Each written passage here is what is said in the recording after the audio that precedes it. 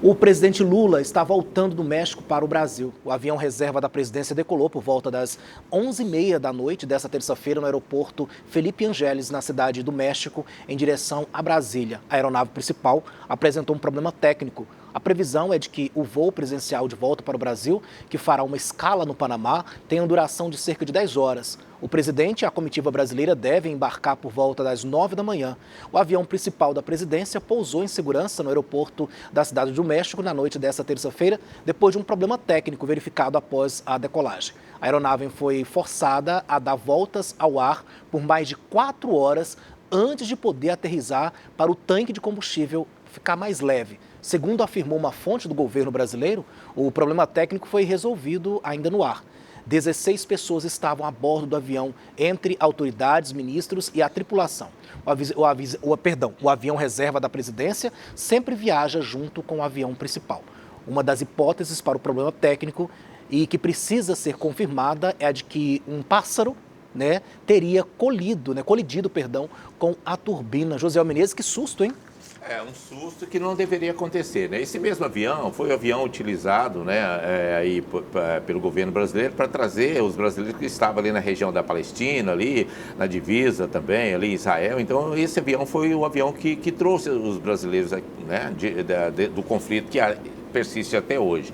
Agora, é claro que tem que se tomar muito cuidado, independente de quem esteja no governo, é um chefe de Estado que está numa aeronave dessa. Então, é preciso que se tome bastante cuidado. Fala-se da questão do pássaro, mas também tem outras questões, porque o próprio governo deveria ter trocado esse avião. É um avião grande, é um avião que tem inclusive cama, que tem todo aquele conforto para um chefe de Estado. Mas já é um avião mais antigo e deveria sim ser trocado. Depois desse susto, a gente espera que haja com relação a isso, porque independente, como eu disse aqui, de quem esteja no governo, é a questão de um chefe de Estado e se acontecesse alguma coisa mais grave ali, seria muito prejudicial para toda a nação brasileira, independente de quem esteja no governo.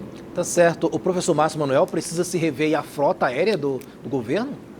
Parabéns, José, pela sua análise. É rigorosamente isso que você disse, independentemente de quem está lá. São vidas humanas, são pessoas que têm que ter toda a segurança.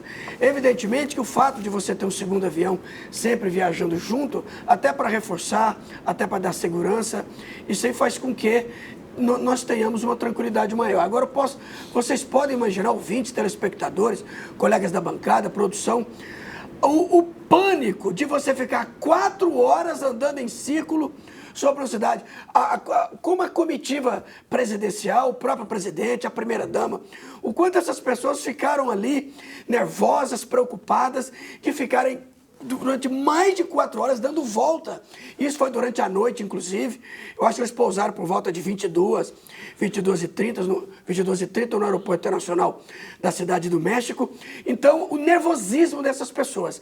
Então, tem que ter uma investigação para ver se o problema é realmente mecânico, técnico no avião, ou se teve a questão do pássaro. Verificar o tempo de voo desse avião, verificar se não é hora de trocar esse avião. Eu sei que o custo vai ser alto, eu sei que a oposição vai cair de pau, a oposição não vai querer, né, que troque esse avião, assim como não quis que trocasse nada lá no palácio, os móveis, a parte de carpete, de estofado, sempre reclamam, mas nós temos que checar se esse avião já não deu o que tinha que dar, porque isso pode causar um acidente e não é nada disso que nós queremos. Ora, 8 horas e 27 minutinhos, só mais um comentário aqui. O pastor Luiz Roberto, sempre acompanhando aqui com a gente com muito carinho, ele diz que é um telespectador fiel do programa. A gente agradece aí pela participação sempre, viu, pastor?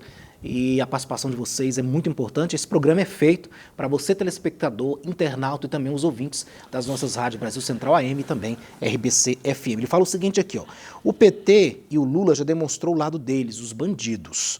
Por que o Lula não cuida do Brasil e dos seus problemas? Olha o que o pastor comenta aqui, José, o nosso querido Luiz Roberto. Pastor Luiz Roberto, eu acho que ele está falando justamente da fala do Lula, né, na matéria que a gente trouxe aí, com relação a Israel, né, está diretamente fazendo um trabalho de matança, como ele disse, né, então não é bem por aí. Então eu acho que o pastor tem uma análise correta com relação a isso e preocupar, sim, mais com a questão brasileira.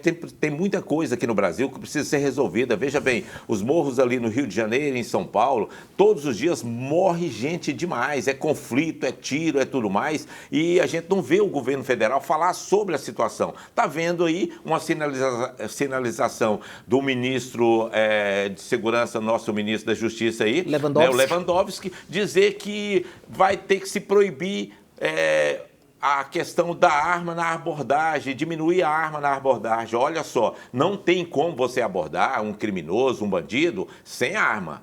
É claro que todos os cuidados têm que ser feitos quando se trata de um civil, de uma população. Mas quando se trata de conflito, quando se trata de ação direta da polícia, tem que fazer igual o governo de Goiás está fazendo. O governador Ronaldo Caiado, o que ele faz? Ele vai para cima e faz com que o bandido tenha medo da polícia para que diminua-se os crimes. Quanto menos tiver medo da polícia por parte do bandido, mais crimes acontecem. Rio de Janeiro e São Paulo é a prova disso. Eu sei que o professor Márcio Manuel está coçando para responder também isso. Professor, a gente tem que ir para um rápido intervalo comercial. Daqui a pouquinho a gente vai falar sobre a rede social X, né, que informou que nessa terça-feira o Supremo Tribunal Federal, edição, me dá o TP, só para mim situar aqui o nosso telespectador do que vai vir após o intervalo, né? Então, a rede social X informou nessa terça-feira que o Supremo Tribunal Federal vai pagar 28 milhões de reais de multas impostas pela Corte. Não saia daí, eu espero você.